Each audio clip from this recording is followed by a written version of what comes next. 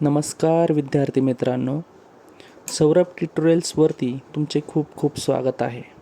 आज मी तुमच्यासाठी एक नवीन व्हिडिओ घेऊन आलेलो आहे.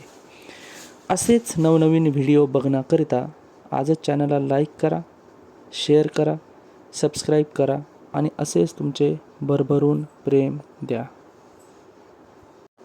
आज आपण ब्लॉग रायटिंगबद्दल शिकणार आहोत, जे की एक रायटिंग स्किलमधलेच आहे. तर अधिकचा वेळ न वाया घालवता आज आपण ब्लॉग रायटिंग शिकूया. ब्लॉग रायटिंग म्हणजे काय? ब्लॉग हा ऑनलाईन लिहिता येतो. ब्लॉग ही इन्फॉर्मेशनल म्हणजे माहिती देणारी वेबसाईट आहे, ज्यावर माहिती उलट्या क्रमाने असते, म्हणजेच लेटेस्ट पोस्ट सर्वात वरती दिसतात.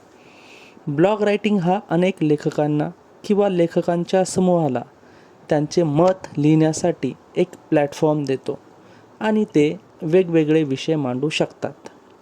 त्यावर आपण आपले जे काही मत आहे ते तिचे मांडतात. त्याला पोस्ट असे देखील म्हणतात आणि ती नियमितपणे अपडेट केली जाते.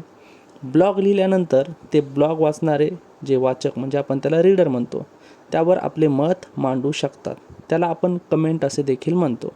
थोडक्यात काय तर आपल्याला अनेक गोष्टी पटत नसतात आणि न पटलेल्या गोष्टीची खदखद आपल्या मनामध्ये असते. तर अशा अनेक समस्यांना वाचा फोडण्यासाठी आपण आपला ब्लॉग लिहत असतो. तर अनेक जण तो जो ब्लॉग असतो तो वाचतात आणि माहिती घेऊन आपले ज्ञान समृद्ध करण्याचा प्रयत्न करतात. तर आता आपण बघूया फीचर्स ऑफ ब्लॉग. साधारणपणे ब्लॉग हा असा असतो, एक बॉक्स करून त्या बॉक्सच्या आतमध्ये आपल्याला हा ब्लॉग लिहायचा असतो. ब्लॉगच्या सर्वात वरील भागास हेडर असे म्हणतात, तसेच सर्वात खालच्या भागाला फुटर असे म्हणतात.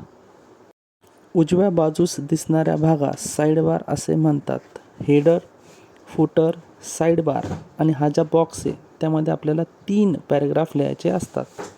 Measures to take while writing a blog, म्हणजेच ब्लॉग लिहिताना आपल्याला घ्यावयाची काळजी. तर ब्लॉग लिहिण्याआधी आपण एक ॲट्रॅक्टिव्ह टायटल तिथे लिहायला हवं. त्यानंतर 3 पॅराग्राफमध्ये आपल्याला ब्लॉग लिहायचा असतो. सर्वप्रथम पहिल्या पॅराग्राफमध्ये इंट्रोडक्शन म्हणजे जो काही सब्जेक्ट आपल्याला मिळाला आहे त्याचं इंट्रोडक्शन लिहिणं गरजेचं आहे. दुसरं बॉडी, यामध्ये आपण सब्जेक्टमध्ये जी काय मेन बॉडी असेल ती लिहिणं अपेक्षित आहे. 3 नंबरचा पॅराग्राफ यात कन्क्लुजन म्हणजे लास्ट पॅराग्राफमध्ये कन्क्लुजन लिहायचं असतं आणि यात शेवटी वाचकांना विचार करण्यासाठी एक डिस्कशन क्वेश्चन देणं गरजेचं आहे. ब्लॉग लिहिताना छोटे व सोपे सेंटेन्सेस लिहिणं अपेक्षित आहे. वाक्याचे रिपिटेशन म्हणजेच पुनरावृत्ती टाळावी. आपले वैयक्तिक अनुभव त्या विषयासंदर्भात लिहू शकतो. ॲक्च्युअल ब्लॉग लिहिताना आपण इमेज किंवा फोटोग्राफ वापरू शकतो, परंतु हे रायटिंग स्किल एक्झाममध्ये लिहित असतो, त्यामुळे तिथे इमेज किंवा फोटोग्राफ हे वापरण्यावरती आपल्याला मर्यादा येऊ शकतात. तिथे आपण हे वापरू शकत नाही. ब्लॉग लिहिण्याकरता या पद्धतीने मार्किंग स्कीम असेल. मेन कंटेंट लिहिला तर त्यासाठी 2 मार्क आहेत. हेडर, मेनू, नेव्हिगेशन मार्क यासाठी 1, फुटरसाठी 1 मार्क, असे 4 मार्क्स आहेत.